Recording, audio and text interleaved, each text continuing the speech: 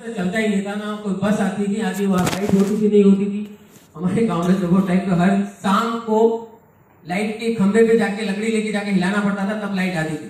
Right, तो ऐसे situation से मुंबई गया तो हाँ ना हिंदी आती थी ना किसी से कोई बात करना चाहता था, तो उन्होंने रिजेक्ट कर दिया। फिर मैंने सोचा कि मैं वापस चला जाऊँ गाँव या जोधपुर चला जाऊँ, मेरा ननियाल है वहाँ पे।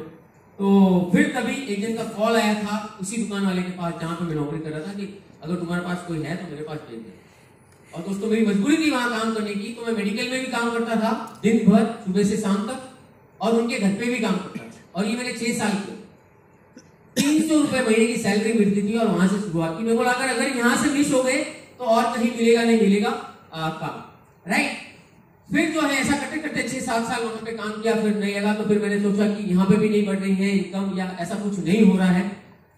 तो मैंने सोचा कि कहीं मेडिकल खुद का डाल दे, क्योंकि हमारे काफी सारे फ्रेंड हैं, उनके भाई बड़े भाई हैं, पेरेंट्स हैं, तो उन्होंने मेडिकल का डाल के दिया। तो मैंने भी वही सोचा और ऐसा माहौल बनाया।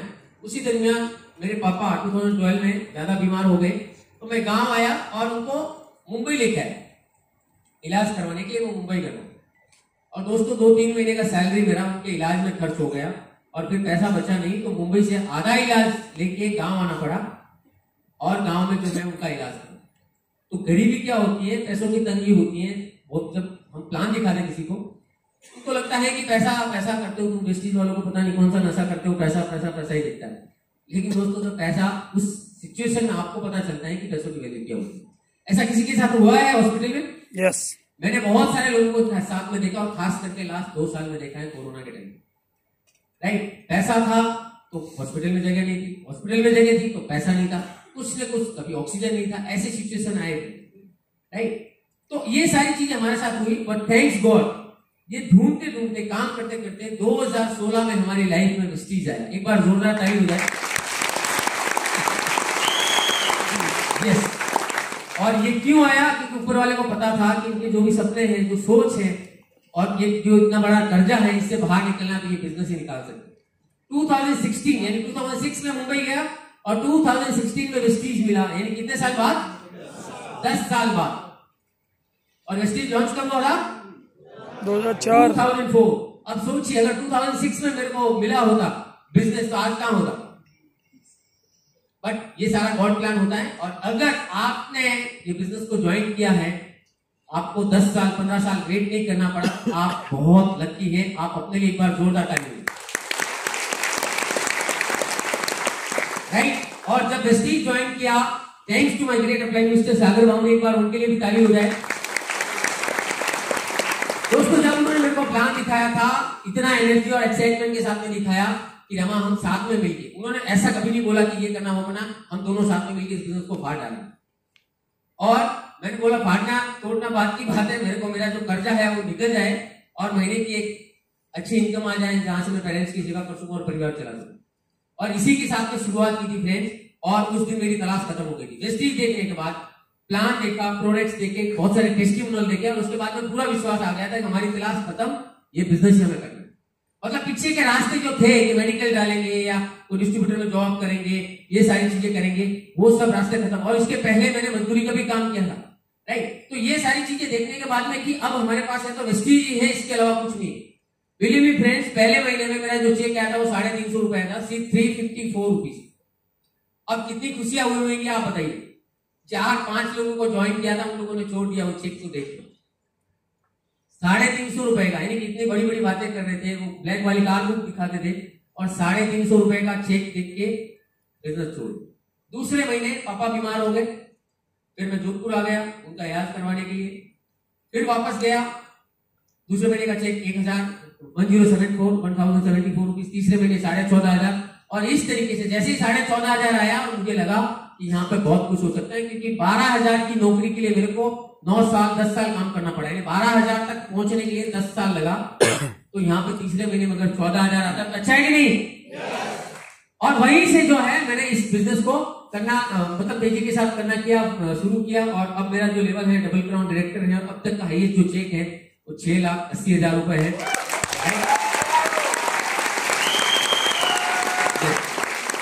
अब तक टोटल जो स्टीज से अर्निंग हुई है 3.25 करोड़ से ज्यादा की हुई है।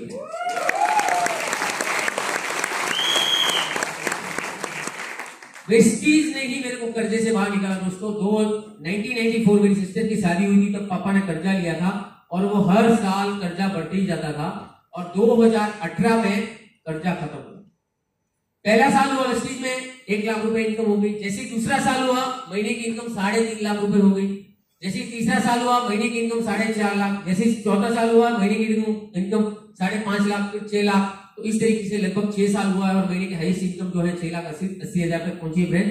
और इस बिजनेस के थ्रू मतलब ऐसा पहले भी स्ट्रगल था और बिजनेस में आने के बाद भी बहुत सारे स्ट्रगल रहे, राइट। तो इस बिजनेस को शुरू किया तब ऐसा नहीं कि हमारे साथ सामने से लोग आए और जुड़ गए। हमारे साथ में भी बहुत चैलेंज है। मेरे पास ना कोई डिग्री था दिखाने के लिए, ना कोई पास ऐसा बैकग्राउंड था बिजनेस बैकग्राउंड, ना हमने कोई ऐसा क्या बोलते हैं अचीवमेंट की लोगों को दिखा के लोगों को लाया, है ना। तो ऐसा कुछ नहीं था।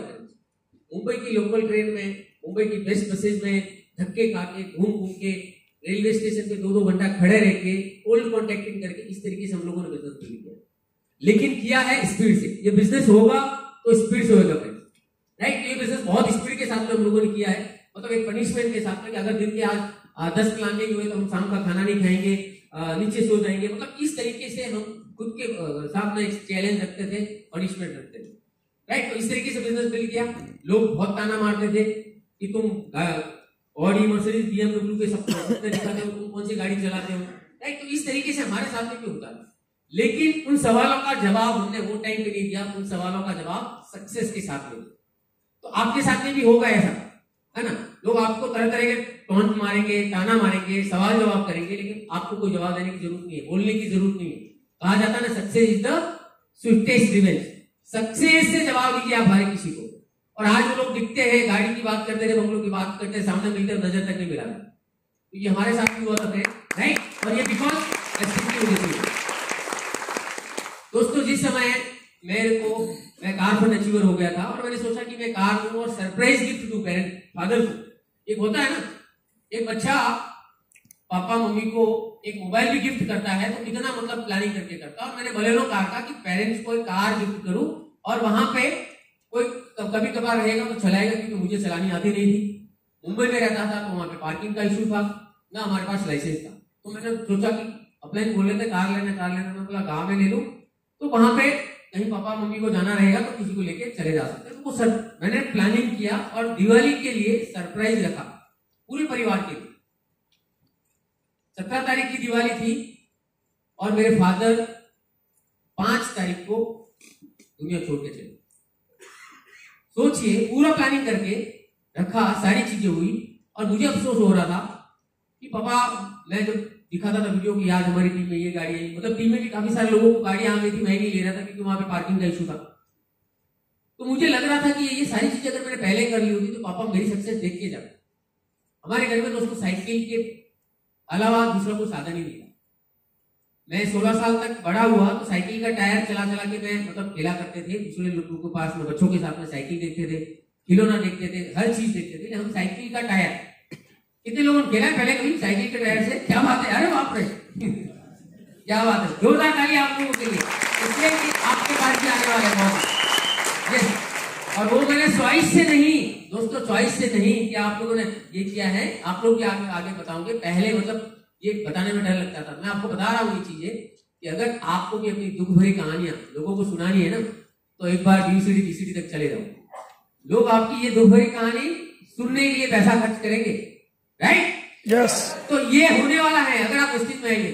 और दूसरा दोस्तों, जब मैंने ये शुरुआत की थी तब ये पापा का जो हुआ है और तब मुझे लगा कि ये बिजनेस स्पीड का बिजनेस है।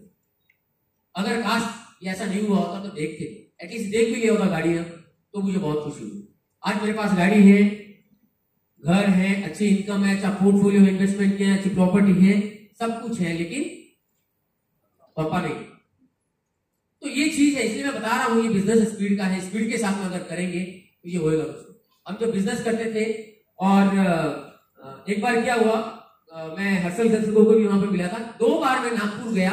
मतलब ये चैलेंज जो आते ना हमारे साथ में है, यहाँ से फोन करता था मुंबई से कि नागपुर आ जाओ, नागपुर जाते थे दुरंतो से, और वहां जाने के बाद बंदा फोन ही नहीं उठाता।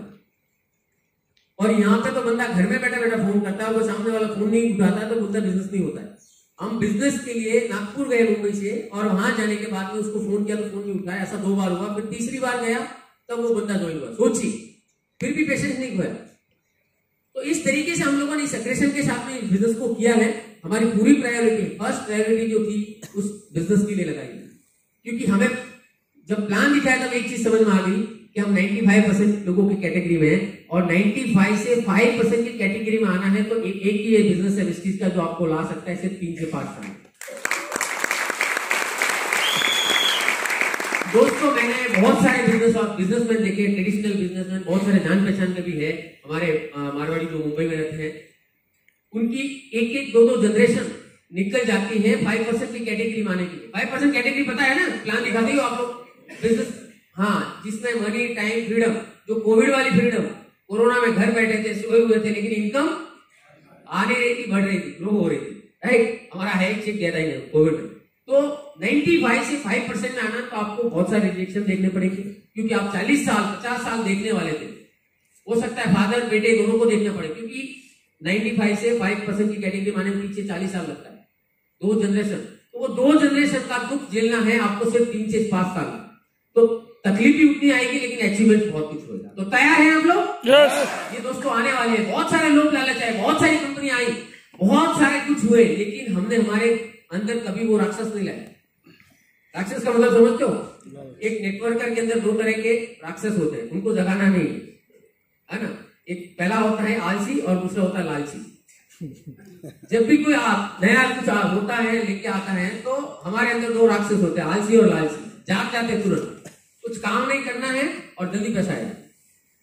ऐसा होता है आप लोगों के साथ? यस, बिल्कुल। हम लोग कभी नहीं भटके थे। बहुत सारे लोग आए, बहुत सारे चैलेंजेस आए, लेकिन हमने नहीं किया। बिजनेस भी अप्स एंड डाउन हुआ, लेकिन कभी नहीं किया। आप सोचिए, जब बच्चा स्कूल में फेल हो जाता है तो स्कूल छोड़नी चाहिए या ज्यादा पढ़ना चाहिए? ज्यादा पढ़ना चाहिए। बिल्कुल फ्रेंड। तो बिजनेस अगर ऊपर नीचे हो रहा है, ज्यादा डाउन हो रहा है, तो हमें ज्यादा मीटिंग अटेंड करने की जरूरत है, ज्यादा मेहनत करने की जरूरत है, ज्यादा काम करने की जरूरत है। तो हमने वही सोचा है कि ठीक है, बिजनेस है, अप एंड डाउन आएगा, लेकिन हमें जो है इसमें ज्यादा मेहनत करने की जरूरत है, ज्यादा काम करने की जरूरत है। और वो मेंटेलिटी के साथ में किया हमने। वो 3 साल तक हमने कोई शादी ब्याह या फेस्टिवल या मेला या ऐसा कुछ प्रोग्राम नहीं था जो हमने अटेंड किया, जब तक कि हम हमारे गोल तक नहीं पहुंचे। क्यों? क्योंकि इस बिजनेस को दोस्तों हमने एज ए करियर बिल्ड किया। ऐसा नहीं था हमारे पास कोई ऑप्शन कि ये नहीं तो वो करेंगे, इसमें ही करियर बनाना है, उसको करके दिखाना, राइट। तो ये क्या है, बिजनेस के थ्रू हमारा अचीवमेंट जो था पूरा फाइनेंशियल फ्री हो गए थे, है ना। फाइनेंशियल फ्री हो गए, यानी कि पैसा, मतलब वो जो सोच के आए थे उससे कहीं गुना ज्यादा पैसा यहाँ से वेस्टिज से अचीव किया है।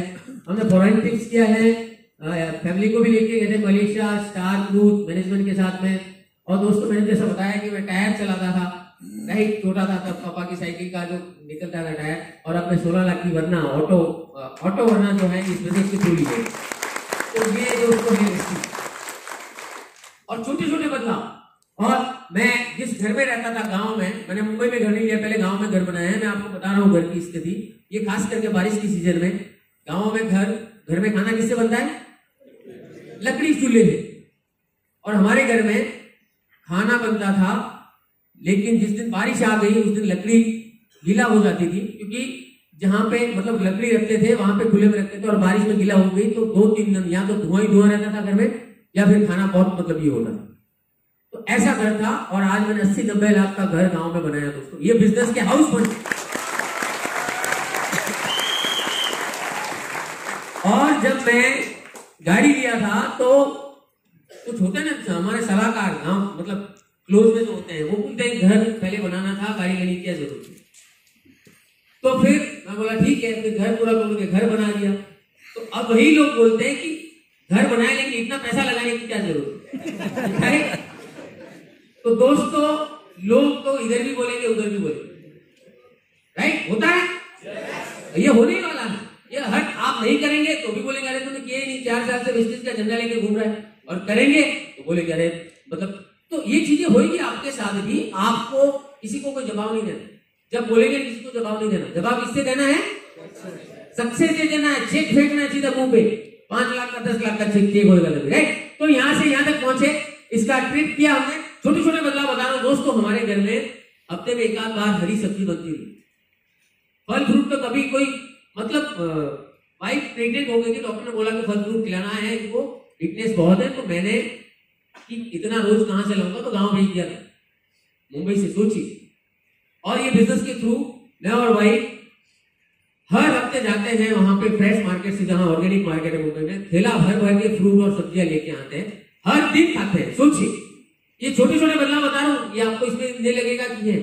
दूसरा, हम 10 बाई 10 के घर में रहते थे, आज बहुत बड़े घर में रहते हैं, फुल एसी वाला घर, कमरा नहीं, फुल एसी वाला घर, और बहुत ही अच्छी स्कूल में बच्चे पढ़ते हैं। तो ये आया वेस्टीज की वजह से बदलाव, राइट। तीसरा दोस्तों, रेलवे स्टेशन के बाहर से हम कपड़ा खरीदते थे, राइट, और कब फेस्टिवल पे नहीं, जब फट जाते थे तब। और अब हर कोई फेस्टिवल आता है, अब बच्चों का स्कूल का एडमिशन करवाना था, बच्चों के लिए स्कूल का कपड़ा लिया, हम लोगों ने 40-50 हजार की शॉपिंग कर ली। तो इस तरीके से हम कभी टैग नहीं देखते हैं, ब्रांडेड कपड़ा खरीदते हैं और शॉपिंग पूरा दिल खोल के करते हैं। पहले हमारा रिलेशन फैमिली में जो है कहीं पे जाना आना आता तो कोई पहचानते ही नहीं थे कि ये भी कोई है। क्यों? क्योंकि जाते ही नहीं थे, इतना ही मतलब पैसों के पीछे मतलब कर्जा था, ये था, और वो दिल में बैठ गया था, घर में बड़ा मैं था, फिर फादर भी चले गए, ये सारी चीजें, फिर कर्जा था, तो कोई जान पहचान नहीं थी और नहीं जाते थे। तो आज भी लोगों को लगता है ये बहुत बिजी रहता है, बहुत बिजी रहता है। अब 2 महीने पहले मेरे ब्रदर इन लोगों की शादी थी, तो जिसकी शादी थी उसने 12 दिन की छुट्टी ली थी। कितने दिन की? 12 दिन की। और मैं और भाई 37 डेज की छुट्टी लेके गए थे। सोचिए, अब वो लोग परेशान हो गए कि आप क्यों जा रहे, 3 बार पूछ लिया, अरे आप सब जा रहे सो गए। तो ये है फ्रीडम वेस्टीज की। पहले जाते थे तो बोले अरे यार तुम आते हो, जूता भी नहीं खोलते चले जाते हो, क्योंकि मुंबई जाना पड़ता था, ट्रेन से जाते थे, राइट, 20-20 घंटा 22 घंटा लगता था। और अब आते हैं तो हमारा तो गाड़ी में 2-2 सूटकेस रहता भरा हुआ, 10-15 दिन का कपड़ा। तो हम 30 से 3 बार बोलेंगे आप कब जाने वाले मुंबई, फ्री है अभी, अभी क्या जाए भाई। तो अब ये है फ्रीडम वेस्टीज की वजह से। आप भी चाहते हो ऐसा कि घर वाले बोले अरे भाई क्या है, क्या उनको लगता है बहुत बड़ी लेवल पे पहुंच गया, इसका तो इतना ये हो, तो ज्यादा बिजी होएगा। लेकिन दोस्तों ये बिजनेस ऐसा है, जैसे जैसे आप ऊपर जाएंगे, आपका मेहनत करनी है, काम करने के तरीके बदल जाएंगे और आप फाइनेंशियली फ्री भी हो जाएंगे, टाइम फ्रीडम भी रहेगी, सब कुछ रहेगी। लेकिन जिस दिन हमारे हाथ में मार्कर है, जिस दिन हमारे हाथ में पॉइंटर है, जिस दिन हम फील्ड में हैं, तो वहां पे उस तरीके से काम करते, फिर वो सारी चीजें भूल जाते हैं। जहां पे भी है वहां पे हमारा 100% देते हैं। तो ये चीज यहां से समझनी है, राइट। तीसरा जो है कि ये बिजनेस है। अब जो ये है बिजनेस की वेस्टीज क्यों करना चाहिए। अब मेरी स्टोरी सुनिए, आपको सुन के लगता है कि आपकी लाइफ में भी कुछ ऐसा दर्द भरी कहानी है सबके, सुनाना चाहते हैं लोगों को। yes. तो सोचिए, अगर मैं एक मारवाड़ी मुंबई गया था ट्रेडिशनल बिजनेस करने के लिए कि मेडिकल डालूंगा या कुछ बिजनेस करूंगा, और दुकान डाल दिया होता, तो अब आपने देखा है कोविड में लोगों का हाल, हर बिजनेस या जॉब का बहुत बुरा हाल। जिनको मैं जानता था उन्होंने अपनी आप बीती बताई। तो मुझे बोला भाई तुम भी 1.5 साल गांव में रहा, मैं लॉकडाउन में 1.5 साल तक गांव में आ गया था मुंबई से, और फिर बाद में जाने का मौका नहीं मिला, लॉकडाउन लग गया। तो मैं 1.5 साल गांव में रहा, लेकिन यहां से जो वेस्टीज से इनकम आई लगभग 85 लाख तक आई कोरोना के टाइम। सोचिए, 1.5 साल में घर से निकले नहीं, जूम से काम किया जितना होता था, कोई किसी से मिले नहीं, लेकिन कोविड में जो इनकम आई है 85 लाख रुपीज पे। और जिनके बिजनेस थे उनका सोचिए, किसी का रेंट देना था कि 4 महीना बंद रही, रेंट एक साथ देना है।